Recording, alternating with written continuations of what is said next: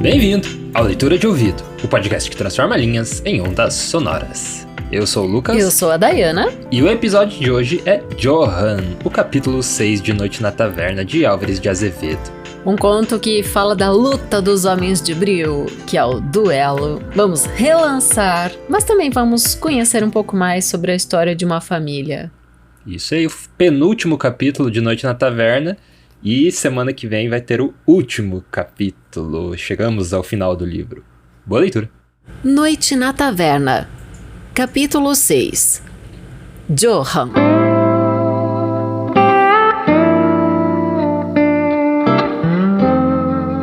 Pourquoi?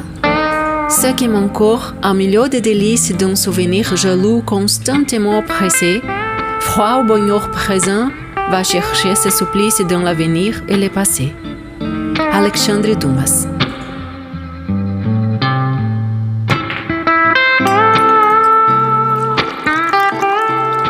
Agora é minha vez. Quero lançar também uma moeda em vossa urna. E o cobre, azinhavrado do mendigo, pobre esmola por certo. Era em Paris, num bilhar. Não sei se o fogo do jogo me arrebatará, ou se o Kirsch e o Curaçao me queimaram demais as ideias. Jogava contra mim um moço. Chamava-se Arthur. Era uma figura loira e mimosa, como a de uma donzela. Rosa infantil lhe avermelhara as faces. Mas era uma rosa de cor desfeita. Leve buço lhe sombreava o lábio. E pelo oval do rosto uma penugem endoirada lhe assomava com a felpa que rebuça o pêssego. Faltava um ponto a meu adversário para ganhar. A mim, faltava-me não sei quantos. Só sei que eram muitos e, portanto, requeria-se um grande sangue frio e muito esmero no jogar. Soltei a bola. Nessa ocasião, o bilhar estremeceu. O moço loiro, voluntariamente ou não, se encostara ao bilhar. A bola desviou-se, mudou de rumo. Com o desvio dela, perdi. A raiva levou-me de vencida. Adiantei-me para ele. A meu olhar ardente, o mancebo sacudiu os cabelos loiros e sorriu com um descarnio. Era demais. Caminhei para ele. Ressoou uma bofetada. O moço convulso caminhou para mim com um punhal, mas nossos amigos nos sustiveram. Isso é briga de marujo. O duelo, eis a luta dos homens de Bril. O moço rasgou nos dentes uma luva e atirou uma na cara. Era insulto por insulto, lodo por lodo. Tinha de ser sangue por sangue.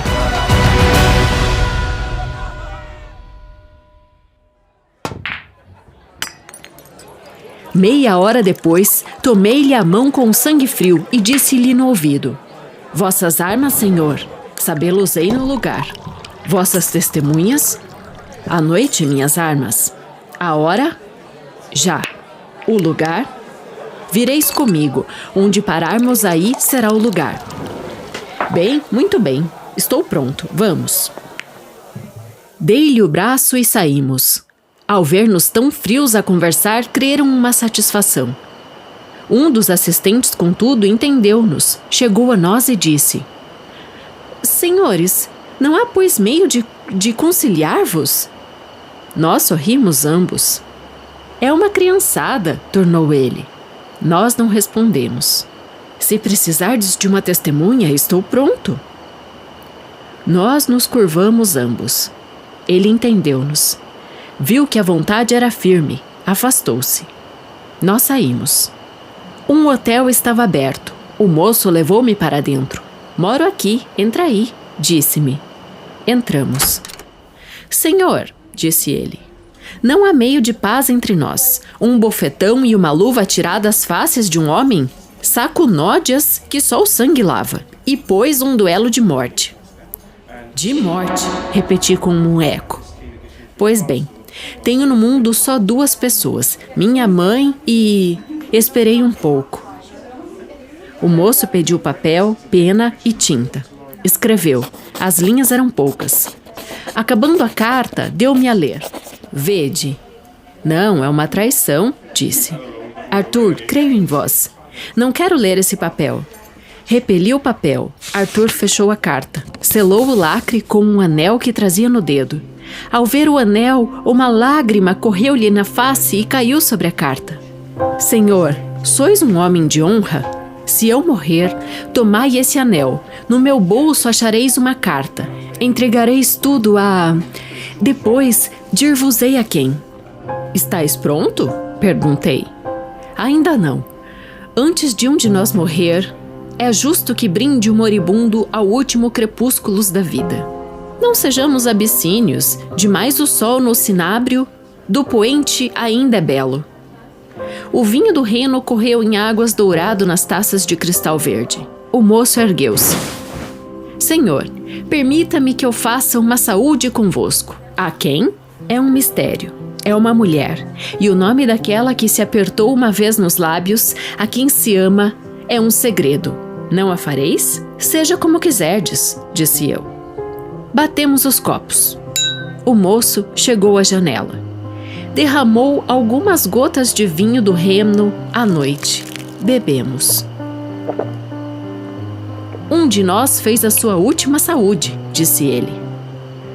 Boa noite para um de nós, bom leito e sono sossegado para o filho da terra. Foi a uma secretária, abriu-a, tirou 2 pistolas. Isto é mais breve, disse ele. Pela espada é mais longa a agonia. Uma delas está carregada, a outra não. Tirá-las-emos à sorte, atiraremos a queima-roupa. É um assassinato. Não dissemos que era um duelo de morte? Que um de nós devia morrer? Tendes razão. Mas dizei-me, onde iremos? Vinde comigo. Na primeira esquina deserta, nos arrebaldes, qualquer canto de rua e bastante sombrio para 2 homens, dos quais um tem de matar o outro.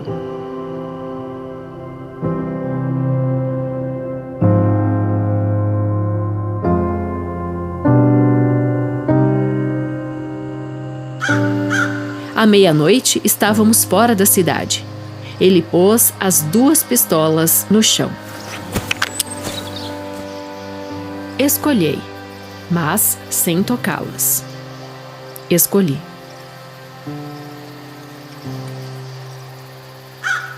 Agora vamos, disse eu. Esperai. Tenho um pressentimento frio e uma voz suspirosa me geme no peito.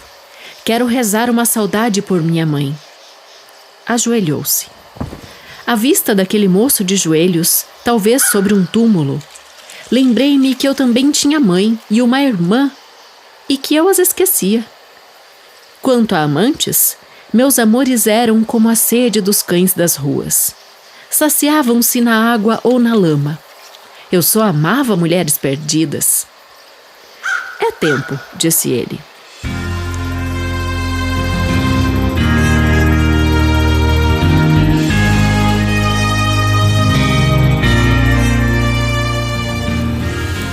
Caminhamos frente a frente. As pistolas se encostaram nos peitos. As espoletas estalaram. Um tiro só estrondou. Ele caiu, quase morto. Tomai, murmurou o moribundo, e acenava-me para o bolso. Atirei-me a ele, estava afogado em sangue. Estrebuchou 3 vezes e ficou frio. Tirei-lhe o anel da mão. Meti-lhe a mão no bolso como ele dissera. Achei 2 bilhetes.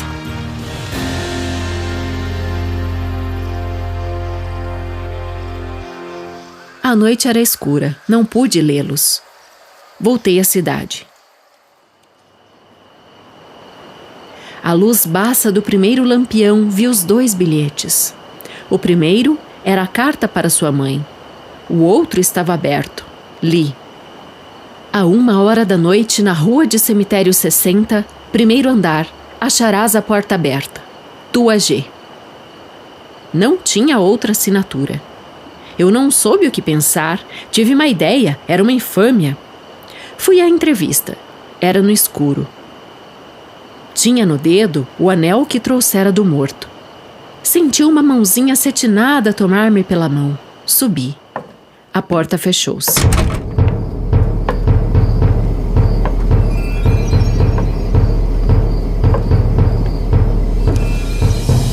Foi uma noite deliciosa. A amante do loiro era virgem.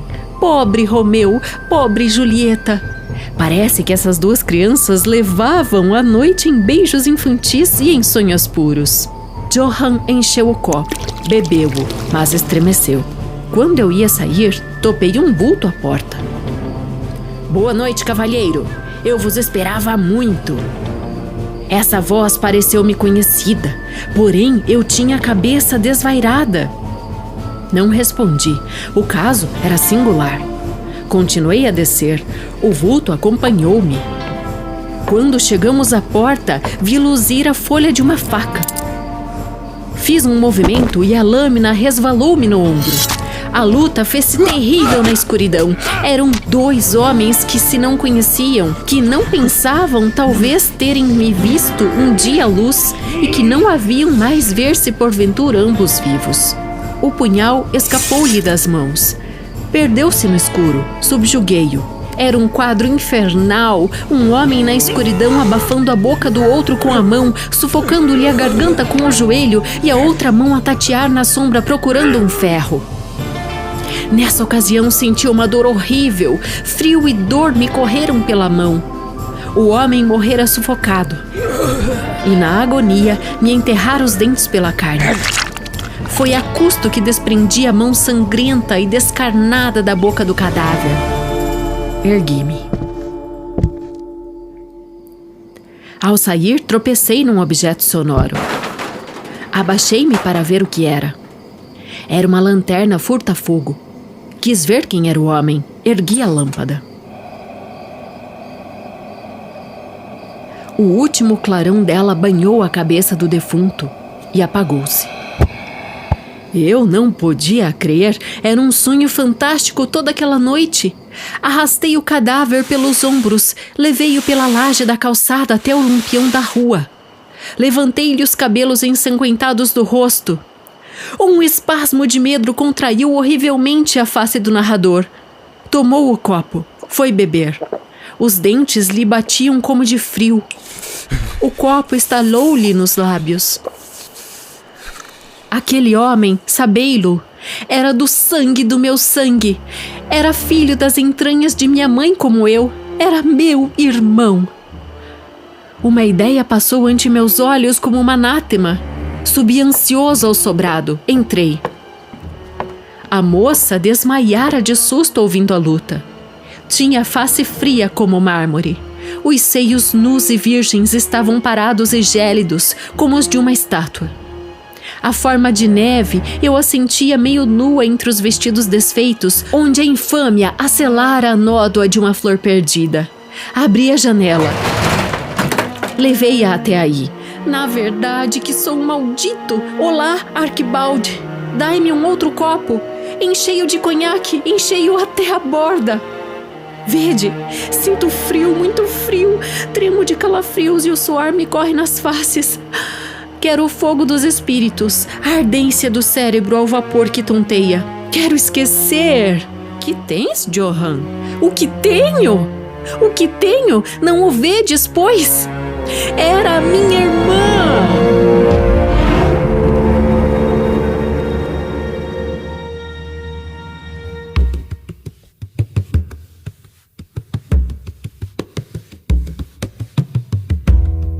E esse foi Johann, no capítulo 6 de Noite na Taverna, de Álvares de Azevedo. É uma das histórias mais curtas do livro, mas nem por isso menos intensa. Acho que a mais intensa, talvez, até diria. Na minha opinião, porque tem duelo, né? Tem incesto, né? Uma coisa bem Game of Thrones. Tem fratricídio, né? E tem incesto mesmo. Tem essas duas coisas, né? E por isso que eu abri falando que a gente conhece a história de uma família, porque o Johann, ele foi muito desgraçado, né? Além dele deflorar a própria irmã, ele matou o cunhado e matou o próprio irmão também, né? Que foi defender a honra da sua irmã. Que a bebida e o ópio não fazem, né? E um pouco de ganância. Bom, vamos retomar um pouquinho essa história. Bastante ganância, né? Dizendo que tudo se passa nas ruas de Paris, né? Começa em Paris. Esse é o conto que se passa na França, no livro todo, né? Os outros a gente tem outros, né? Itália, Espanha, Londres, e esse então é a narrativa dos amigos que se passa na França e é o último conto narrado por um amigo, né? A gente acompanhou nas semanas anteriores, nesta mesma sequência retrospectiva, né? Claudius Hermann, Gennaro, aí tivemos o Bertrand, Soffieri, né? E hoje então a história do Johann, que são os 5 amigos que narram Em Noite na Taverna. Contudo, temos outros personagens que em algum momento que estão ali também ouvindo as histórias, em algum momento dão ar da sua graça, né? Como a gente terminou ali em Claudius Hermann, a gente teve a interferência do Archibald, né? Ali no final, que a gente falou disso na semana passada. Arnold, né? Também. O Arnold, na verdade. O Arnold. Na semana passada. E esse Arnold, então, vamos ainda ter com ele na próxima semana cenas dos próximos capítulos. Apesar de não ter personagens que não narram, né? Em primeira pessoa, os capítulos... Eles estão ali junto, né? E eles também são importantes para essa trama macro, né? Que tá acontecendo dentro do bar ali. E quando o Johann, então, perde no jogo de bilhar pro Arthur, eles começam a se esbofetear. Achei muito engraçado essa hora. A famosa briga de bar, né? Mas aí alguém fala, ei, que isso? Os homens de Bril fazem duelo? Então vocês têm que duelar, né? E aí que vem esse momento da preparação. É muito engraçado porque né, nessa instância da narrativa eles saem abraçados como 2 amigos do bar, né?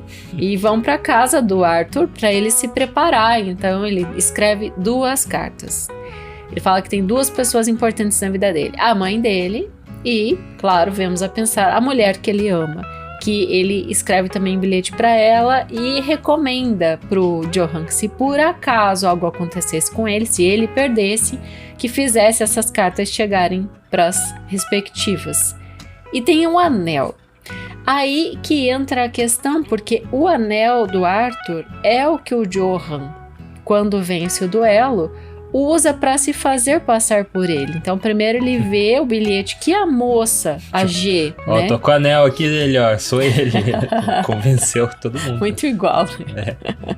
Já basta. É igual por aquele óculos, né? Com bigode, assim, todo disfarçado. Só que ele encontra um bilhete que a G tinha entregue ao Arthur e dando o endereço de uma entrevista, né? O texto traz como entrevista, então que seria um encontro de amor daquela noite. E lá, então, ele tem essa ideia maldosa, né, de se fazer passar pelo amigo que ele acaba de matar e para ter uma noite para deflorar a namorada do cara. E o que acontece é que a moça era virgem, então ele até sai se gabando, né? Nossa, eles só ficavam em beijinhos, em aperto de mão, né? E teve uma noite calorosa com a menina. Na hora de sair, ele é pego numa emboscada pelo irmão da moça, que quer, então, vingar, né? Quer, enfim, tirar satisfação, né? É que isso remete também à mitologia, né? Tem mitos, não vou me arriscar a falar o nome aqui, mas que retrata essa porque foi no escuro, né? E tem um mito grego que retrata bem isso, no escuro, assim, que daí depois eles descobrem, né? Então, e também é muito louco esse negócio do duelo, que era algo que era praticado, né? Sim. Na época. Claro que aqui tá romantizado e tudo mais. Mas tinha essa de vamos se encontrar e vamos resolver isso, né? De homem pra homem, né? E, enfim, acontecia. E é bom a gente lembrar, né? A gente já citou esse filme várias vezes aqui, mas o Barry Lyndon, né? Que a gente tem esse duelo bem... Barry Lyndon, do Stanley Kubrick, que também tem... o filme é traçado, né? Por esse duelo que acontece bem no início aí.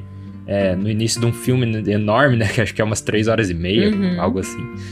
E também que tem esse duelo de se combinarem, né? De tal lugar e tal hora que vai acontecer. Que até eu sempre pensei, antes desse filme, que na verdade quando eu comecei a assistir esse filme, eu continuei com esse pensamento, que ridículo 2 caras se encontrarem pra saber que um deles vai morrer, mas depois... Ao longo do filme eu compreendi essa questão da hombridade, né? Da defesa do seu espaço e do respeito pelo outro que tem que ter o direito de morrer, né? Então existe uma um código de ética no duelo, né? Exatamente. Utilizado antigamente. E ele é muito bem mostrado nesse filme, Barry Lyndon, né? E tem aquela curiosidade da iluminação do filme, que é sempre bom a gente lembrar, né? É aquilo. Todo em velas, né? É iluminado com iluminação natural, e como não existiam lentes que era possível fazer isso naquela época, o Stanley Kubrick falou com o próprio engenheiro da NASA para desenvolver as lentes, né? Que conseguia ter a abertura suficiente da lente para conseguir captar a pouca luz que tinha, né? Que também você usar a luz artificial ia tirar um pouco da época do filme. Se eu não me engano, ele passa em 1700, em 1700, algo assim, né? é o século XVIII, é um filme bem de época. E daí é bem engraçado que você vê que os personagens em várias cenas, eles mal se movem, né? Porque se eles se movessem um pouco, eles saíram de foco, porque a lente é tão a abertura é tão alta que a distância focal ficava muito sensível. Uhum. Daí os personagens estão falando assim super estáticos para não se mover muito e sair de foco. Uhum. E é legal que esse filme também ele tem muitos frames parecem pinturas, né, da própria época, então remete muito a William Hogarth, que tinha essa pintura que traçava uma cena muito parecido com aqui do Johann também. É como se ele pegasse na pintura, ele retratasse tudo que estava acontecendo na cena. Eu adoraria ver um quadro do William Hogarth da Noite na Taverna, desses personagens assim na taverna, cada um retratado, né, do jeito dele. Muito interessante. Nossa, com certeza. E o próprio filme é uma obra de arte nesse quesito, né? Como você bem falou, figurino, os espaços e além desse tratamento de imagem que você acabou de descrever, né? Bem interessante. Bom, a gente faz esses entrecruzamentos artísticos aqui, essas análises interartes, que é sempre bem interessante, né? A gente trazer para dentro do texto literário essas outras vertentes que a gente enxerga que tem costura. Mas para mim, Johann, Lucas, é um conto que termina em suspenso. A gente tem o cliffhanger, né? A gente tem esse à beira do precipício, porque acaba justamente quando ele era minha irmã. Então ele vê que acabei falando o nome da menina, que a gente vai... Agora eu censurei ali, ninguém escutou.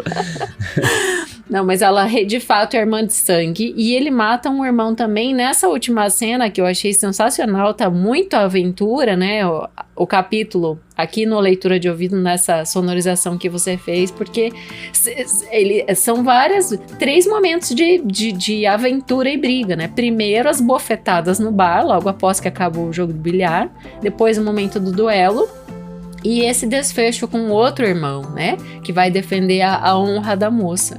Então é um conto muito cheio de aventura, né? E faz sentido também esse ser a última narração, né, do livro, que o próximo, como a gente teve lá no primeiro capítulo, Uma Noite no Século, né? A Noite do Século, né? É esse o nome do primeiro capítulo. E que tem essa ambientação, né? E daí, ao longo dos capítulos, a gente vai voltando pra taverna e indo pras histórias. Voltando pra taverna e indo pras histórias. E no final também vai fechar, assim, na taverna. Então, faz sentido esse ser o último por ser o mais intenso, né? Porque ia ser estranho o cara terminar, era minha irmã, daí, vai, conta você agora uma história. Daí, tá louco, meu Deus, né? qual é? O cara acabou com a noite com essa história, então tem que acabar aí. Muito bom mesmo. E eu vejo que esse livro é uma crescente, né? Essa história, parece que o próprio Azevedo está se preparando para se despedir do livro, sabe? É uma sensação que eu tenho como leitora. E na próxima semana, os leitores atentos entenderão. A gente vai trazer a análise claro, né? Separadamente, de novo, Último Beijo de Amor. Vamos dar uma geralzinha assim no livro para você lembrar de tudo que você teve aqui. E foi realmente, a gente viveu uma maratona, né? Fazendo esse livro e falando de cada capítulo em separado. Sim.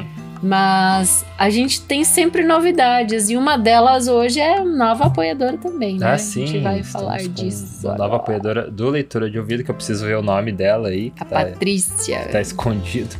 Não, tá abrindo aqui, ó. Deixa eu só ampliar. É a Patrícia Albuquerque, que inclusive no dia de hoje ela fez o apoio. Ó, já entrou, viu? Agora há pouquinho, o primeiro apoio dela, e ela tá aqui com a gente na lista já. Então, obrigado aí, Patrícia Albuquerque, pelo seu apoio. E se você quer ser um dos nossos apoiadores do Leitura de Ouvido, sempre novos apoiadores a gente dá esse destaque, né? Mas todos os nossos apoiadores entram nos créditos finais aqui em cada episódio. E se você quer ser um dos nossos apoiadores, você entra em apoia.se/leitura de ouvido, ou você envia um pix para leituradeouvido@gmail.com. Até já que a gente tá falando da Patrícia, eu vou trazer aqui a mensagem que ela escreveu pra gente, que ela conta, Lucas, como que ela chegou até a gente e foi no YouTube. Ela tava procurando um vídeo sobre literatura e chegou na Leitura de Ouvido. E ela falou que ela ficou muito... como é que ela coloca? Ela ficou viciada. Ela usa esse termo porque ela teve na época, né, quando ela procurou a gente, ela teve uma degeneração macular em um dos olhos. E daí, ouvir o texto facilitou muito. Então, ela, como professora de música e regente de coral, achei muito legal, que inclusive, né, a gente traz aqui os episódios sonorizados, esse trabalho que você faz. E ela deseja vida longa ao Leitura de Ouvido, né? E agradece. Então, dá pra perceber que acho que ela escuta a gente há um tempo. E agora ela conseguiu apoiar, a gente ficou bem feliz em receber. Então, seja muito bem-vinda, Patrícia. Isso aí, e os nossos apoiadores são eles: Adalberto Machado Santos, Agnaldo Ângelo Silveira Rebouças, Alberto Alpiri, Ana Cláudia Chaburi Lopes, Ana Novaes, Augusto Marques Ramos, Bruna Foltz Coutinho, Bruno Guedes com o Grupo Danco, Cláudia Lubi, Cristiana Castanho Ferraz, Daniela Caroline de Camargo Veríssimo, Eduarda Quartim, Elaine Vieira Ferreira, Fabiana Maria Landiva, Felipe Cronato, Isabel Araújo Alves, Jaqueline Conte, Kelly Torquato, Lina Soares, Marcos Aurélio, Marco, né? Sem S. Marco Aurélio Marques de Queiroz, Marcos Vinícius, Maria Lúcia Rickbard, Mauro Catarino Vieira da Luz, Matheus Simão Brum, Mônica Tocárnia, Nariel Arruda Borba, Patrícia Albuquerque, Paulo José Pereira de Rezende, Paulo Moura, Harmana Freitz Yachitsky, Sérgio Juarez Rico da Luz, Silvana Silva, Valéria Batista Pereira, Wagner Lúcia e Alves, Zenilda Ribeiro da Silva. Obrigado aí, apoiadores do Leitura de Ouvido. Além dessa recompensa dos créditos finais, os nossos apoiadores também recebem toda semana o estudo aprofundado de cada obra, junto com a arte de capa e um e-mail personalizado que vai para eles, estreitando nessa relação comigo e com a Dayana aqui do Leitura de Ouvido. Então, mais uma vez, se você quer ser um dos nossos apoiadores, apoia.se/leitura de ouvido ou pela chave Pix, leituradeouvido@gmail.com. E a gente te vê na próxima leitura. Direção e narração, Dayana Pasquim. Edição, artes de capa e trilha sonora de abertura, de Lucas Piasecki. Produção, Roca Studios. Avalie no Spotify e na Apple Podcasts. Siga para não perder os próximos episódios. Inscreva-se em youtube.com/leitura de ouvido. Siga no Instagram Leitura de Ouvido. Fale com a gente no leituradeouvido@gmail.com. E a gente te vê na próxima leitura.